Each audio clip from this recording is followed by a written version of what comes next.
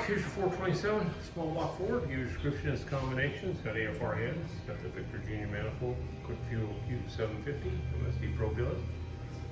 Beautiful little Specialties front end on it. Obviously, we set this up for a little bit of nitrous for you, Inconel valves and everything, so should be ready to go on that. I'll show you how it ran. Alrighty, 3,600, 482 foot-pounds of torque. Looks like a peaks torque 538, good and flat in there, a lot of 30s. Peaks horsepower 555, real flat there too, so everything's good. We'll get her off there in a crate. Come your way, have a great day.